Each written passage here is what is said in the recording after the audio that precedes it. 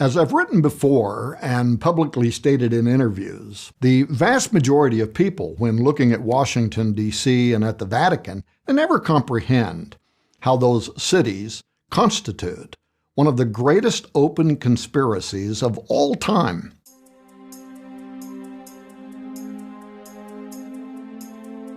There, reproduced in all of their glory and right before the world's eyes, is an ancient talisman diagram. It's based on the history and cult of Isis, Osiris, and Horus, including the magical utilities meant to generate the deity's return. The primeval concept, especially that of sacred domes facing obelisks, this is something that was designed in antiquity for the express purpose of regeneration, resurrection, and apotheosis, for deity incarnation from the underworld to the earth's surface through union of respective figures. The dome, the ancient structural representation of the womb of Isis, and the obelisk, the ancient representation of the erect male phallus of Osiris. That layout, as modeled in antiquity, exists today on the grandest scale at the heart of the capital of the most important government, most powerful government on earth, the United States, as well as in the heart of the most politically influential church on earth, the Vatican. Now, given this fact and the pattern provided by the Apostle Paul and the Apocalypse of John, the book of Revelation, that the end times would culminate in a marriage between political, that is Antichrist, and religious, that is false prophet, authorities at the return of Osiris Apollo, it really does behoove open-minded researchers to carefully consider these prophecies in stone, as it defines the spiritual energy that's knowingly or unknowingly being invoked at both locations with potential ramifications for the year 2025 and beyond.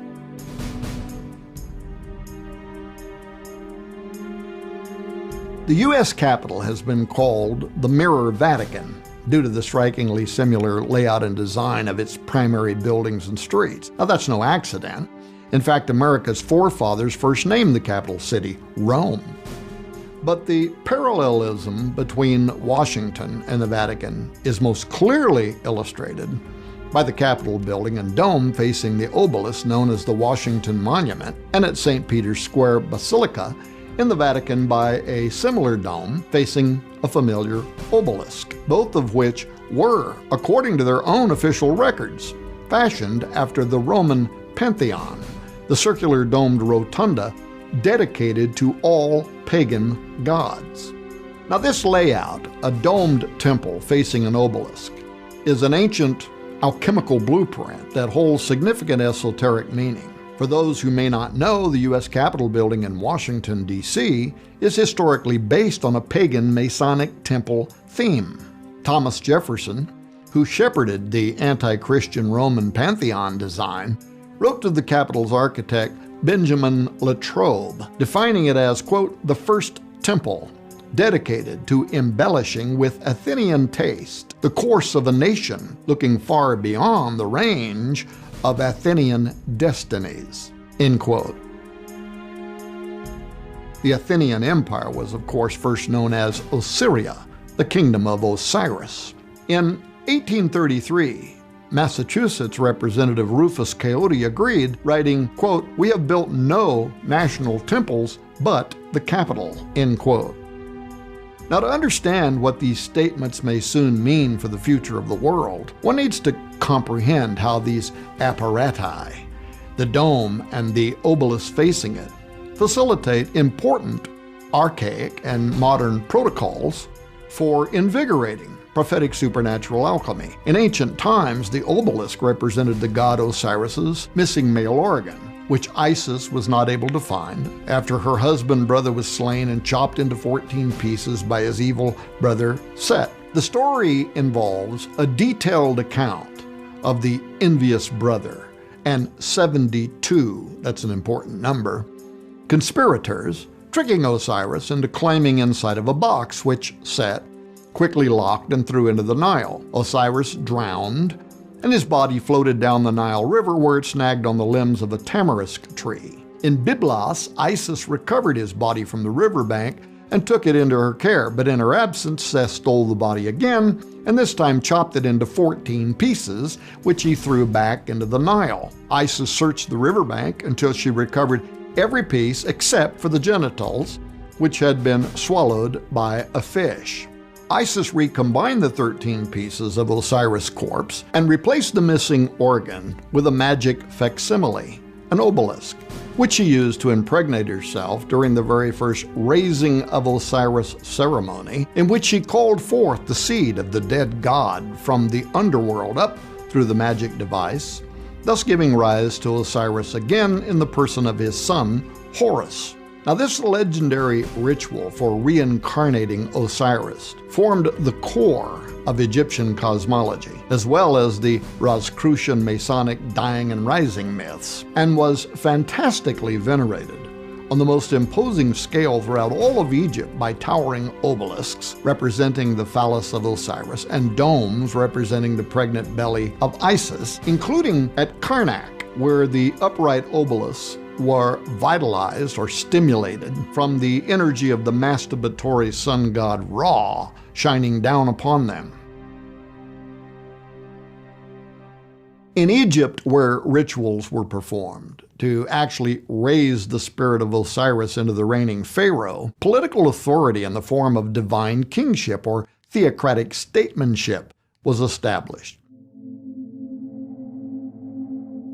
later reflected in the political and religious doctrine of royal and political legitimacy, or the divine right of kings, who supposedly derived their right to rule from the will of God, with the exception, in some countries, that the king is subject to the church and to the pope. But this meant, among other things, that the Egyptian pharaoh enjoyed extraordinary authority as the son of the sun god Ra and the incarnation of the falcon god Horus during his lifetime. At death, Pharaoh would become the Osiris, the divine judge of the netherworld, and on earth his son and predecessor would take his place as the newly anointed manifestation of Horus. So each generation of pharaohs provided the gods with a spokesman for the present world and for the afterlife, while also offering the nation divinely appointed leadership.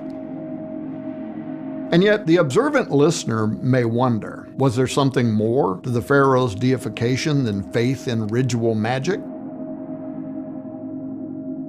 Well, the cult center of Amun-Ra at Thebes may actually hold the answer, as it was the site of the largest religious structure ever built, the Temple of Amun-Ra at Karnak, and the location of many extraordinary mysterious rites. The great temple, with its miles of walls and gardens, the primary object by the way of fascination and worship by the nemesis of Moses, the pharaoh of the Exodus, Ramses II, was the place where each pharaoh reconciled his divinity in the company of Amun-Ra during the festival of Opet. Now, the festival was held at the Temple of Luxor, and it included a procession of gods carried on barges up the Nile River from Karnak to the temple. The royal family would accompany the gods on boats, while the Egyptian laity would walk along the shore, calling out and making requests of the gods. But once at Luxor, the pharaoh and his entourage would enter the Holy of Holies, the Temple of Isis, the domed belly, where the ceremony to raise the spirit of Osiris into the king would be performed, the raising of Osiris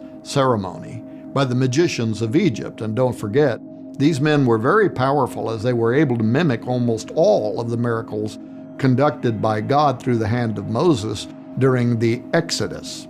But in any case, it was truly believed that Pharaoh at that moment would be transmogrified into a living deity, Osiris in flesh. Outside, large groups of dancers and musicians would wait anxiously, and then when the king emerged as the born-again Osiris, the crowd would erupt in gaiety. And from that day forward, the pharaoh would be considered to be, just as the God ciphered on the Great Seal of the United States will be, the son and spiritual incarnation of the supreme deity, the all-seeing eye, of Horus, Apollo, Osiris above the unfinished pyramid on the Great Seal represents that event.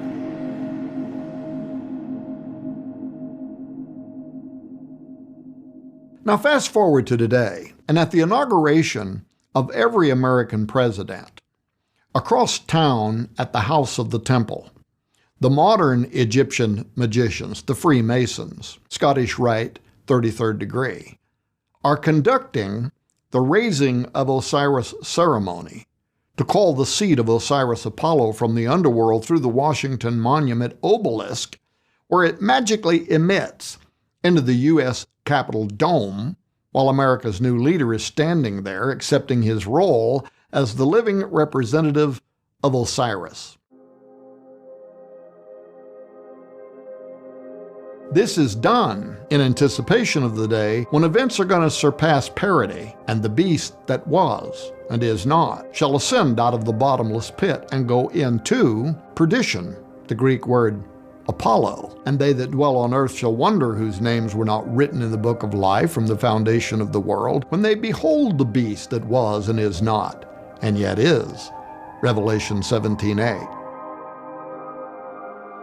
For a few adepts of history and secret orders, this DC ritual is deliciously staged, as even the term inaugurate is from the Latin inauguratio, and it refers to the archaic ceremony by which the Roman augurs or soothsayers would approve a king or a ruler through omens as being sanctioned by the god Jupiter, the same entities whose prophecies on the Great Seal herald his upcoming challenge to Yahweh Jehovah for heavenly supremacy, while his son Apollo Osiris seizes authority over the world in a final pagan golden age. As pointed out in my new book, Zeitgeist 2025, the dome where U.S. presidents stand during their inauguration and where they lie in state for their spirit to rise into the apotheosis overhead to join George Washington in the kingdom of Osiris at death alone is an unparalleled magical construct that openly hides the most formidable ancient supernaturalism meant for regeneration of Apollo Osiris. In fact, I would go so far as to say it is a satanic antichrist plagiarism of the death, burial, and resurrection of Jesus Christ that I believe is going to play a role in the healing of Antichrist after he experiences a deadly head wound in Revelation 13:3. Note that the 1865 apotheosis of Washington, painted by Greek-Italian artist Costantino Brumidi, is visible through the oculus of the dome in the rotunda, and it bears anything but Christian symbols. It's filled with Greco-Roman gods to whom Thomas Jefferson dedicated the United States. The very term apotheosis means to become a god, or revived eternal being. Now, in this depiction, Washington is becoming Osiris of the afterlife. The gods in the painting surrounding Washington are depicting helping the founders establish a more perfect union, as in the New Atlantis scheme that I go into the details of in Zeitgeist 2025. Directly beneath the apotheosis are 72 pentagrams, forming a sorcerous gateway used by secret society members and occultists to bind and loose the 72 fallen angels that reside over the heathen nations. You can learn more about that in Psalms 82, Deuteronomy 32, and so on. Finally, under the floor of the rotunda is the U.S. National Crypt, where an empty tomb resides. He is not here, for he is risen. This is where I argue that Antichrist will be taken after his head injury, and the Freemasons will conduct the raising of Osiris ceremony, at which time he will be transmogrified into the living incarnation of Osiris Apollo. Now, there is more to the Capitol Dome, Antichrist plagiarism of the life of Christ, that I go into in Zeitgeist 2025 than these aspects of the building's design might infer. But these points of interest clearly reveal how the architects imagined a dark parody of Jesus. How so? Well, as Jesus died and rose into heaven, so Washington rises to become the Osiris in the top of the U.S. Capitol Dome. As the 72 pentagrams in the Capitol Dome are used to control the 72 cosmocrators over the nation, Jesus too confronted the 72 fallen watchers. From the base of Mount Hermon to his visit in the underworld and final ascension into heaven, whereby he proclaimed in Revelation 1:18, "I am he that liveth and was dead, and behold, I am alive forevermore," which is a clear denunciation of the Osiris dying and rising god myth that was so popular during his first advent. He goes on, "Amen, and have the keys of hell." This is the word Hades, the names that the Greeks gave to Osiris, and of death, end quote. It's important because Osiris was the lord of the underworld in Greek myth who possessed the keys to the 12 gates of Egyptian afterlife. Much has been written by historians within and without Masonry as to the relevance of the number 72 and the alchemy related to it. For instance, in Kabbalah, Freemasonry, and Jewish apocalyptic writings, the number 72 equals the total of wings that Enoch received when he's transformed into the powerful angel Metatron. You could see 3 Enoch 9:2 for more on that. And this plays an important role for the Brotherhood, as Metatron was also known as the angel in the whirlwind, who was enabled as the guiding spirit over America during George W. Bush's administration for the purpose of directing the future and fate of the United States, as was also prayed by Congressman Major R. Owens of New York before the House of Representatives on Wednesday, February 28, 2001.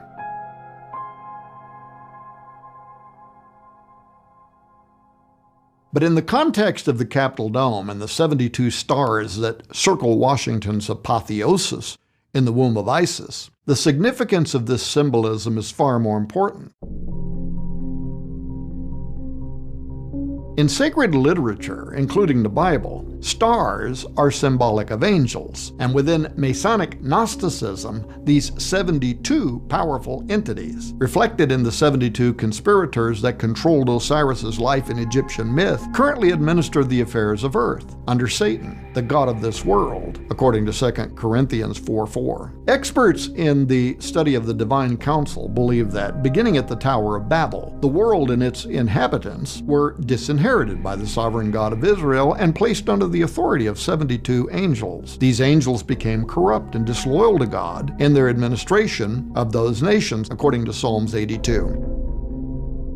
These beings quickly became worshipped on earth as gods following Babel, led by Nimrod, Gilgamesh, Osiris, Apollo. Consistent within this tradition, the designers of the Capitol Dome, the Great Seal of the United States, and the obelisk Washington Monument circled the apotheosis of Washington with 72 pentagram stars. They dedicated the obelisk 72 years after the signing of the Declaration of Independence, and they placed 72 stones on the Great Seal's uncapped pyramid, above which the prophetic eye of Horus, Osiris, Apollo stares.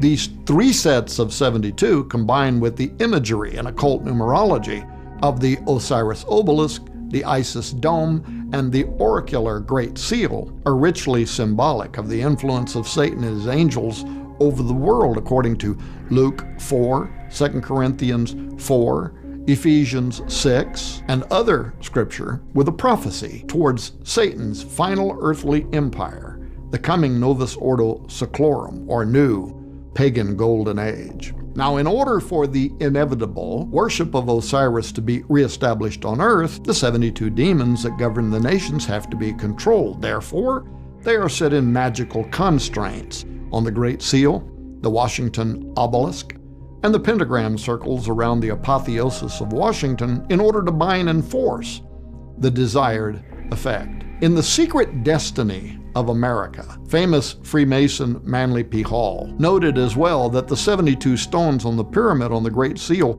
correspond to the 72 arrangements of the Tetragrammaton, or the 4-lettered name of God in Hebrew.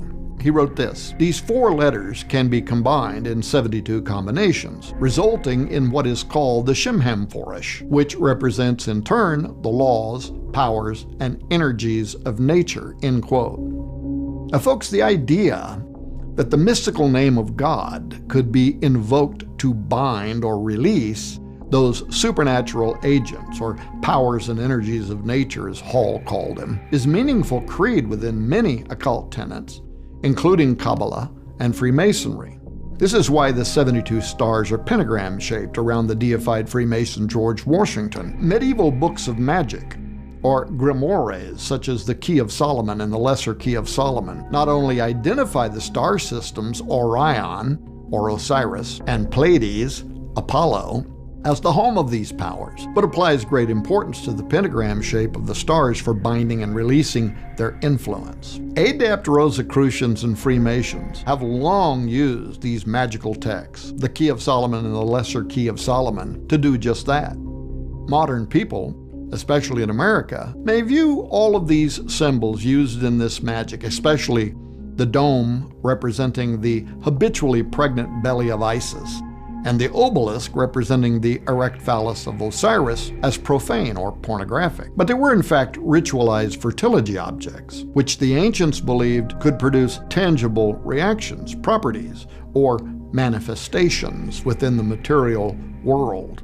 The obelisk and dome, as imitations of the deity's male and female reproductive organs, could, through government representation, invoke into existence the being or beings symbolized by them. And that is why inside the temple or dome, prostitutes representing the human manifestation of the goddess were also available for ritual sex as a form of imitative magic. Through such imitative sex, the dome and obelisk became energy receivers, capable of assimilating Ra's essence from the rays of the sun, which in turn would draw forth the seed of the underworld Osiris. The seed of the dead entity would, according to the supernaturalism, transmit upward from out of the underworld through the base or testes of the obelisk and magically emit from the tower's head into the womb or dome of Isis, where incarnation into the sitting pharaoh, king, or president would occur during what Freemasons also call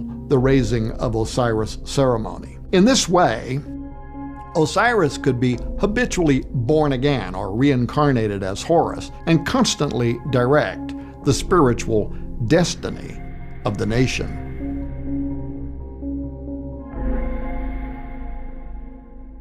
Something most people do not know and will be shocked to learn in my new book is that the Freemasons even constructed a symbolic seed of Osiris at the Washington Monument obelisk.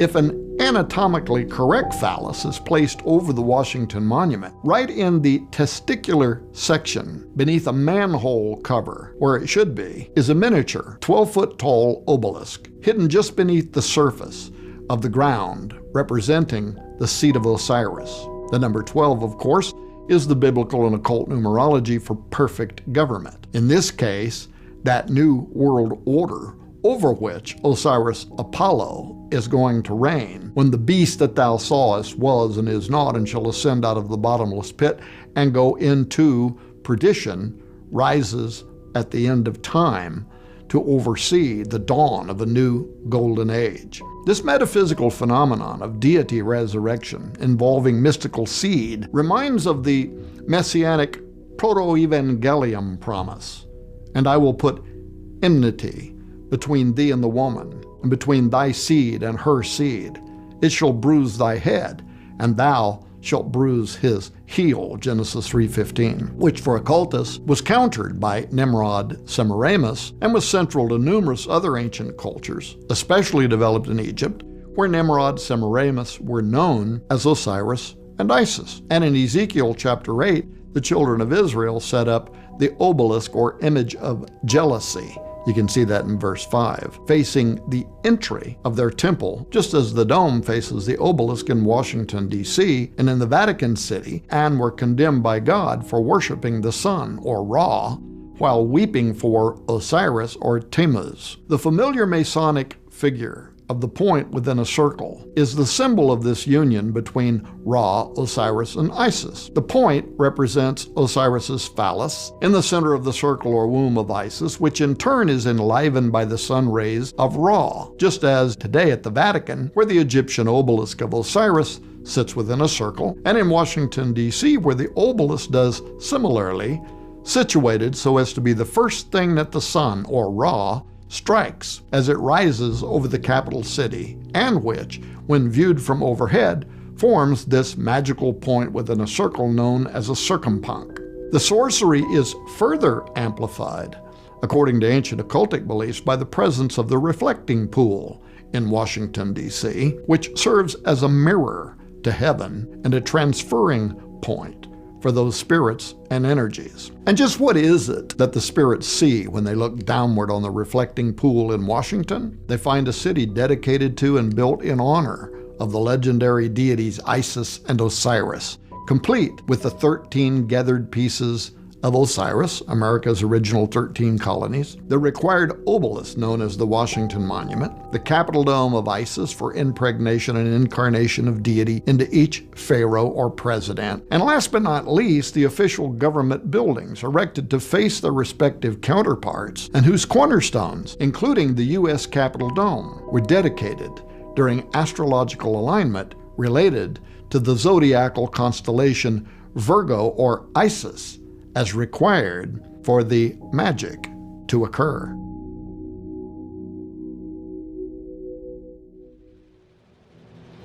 The information that I just shared with you is only the tip of the iceberg of what I reveal in my new book, Zeitgeist 2025. In fact, much of what I uncover in this book is too hot for mainstream platforms like YouTube and Facebook and would immediately be censored. But now, for the first time ever, you are going to discover hidden secrets and forgotten prophecies surrounding the year 2025, how the current U.S. government is tied to America's occult destiny, lost prophecies from Qumran forecasting 2025 as the final age of man, why historians and intelligence agencies foresee a totalitarian world government by 2025, how America's capital city is laid out to actuate the arrival of the Antichrist, about the malevolent Orwellian Trinity currently converging, the means by which the population's thinking and speaking are being homogenized to create a nation of assimilated devotees who are going to embrace the Antichrist, the deep esoteric meanings that names and titles held in ancient societies, the impact they had upon destiny, and what that precedent could mean now for America's near future. Who the mysterious character Melchizedek of Genesis 14 truly was, what the people of the name covenant is, and much more. So go to sidroth.org/horn or click the link below to get your digital copy of my revelatory new book, Zeitgeist 2025, so you can count yourself among the ones prepared for what is coming next.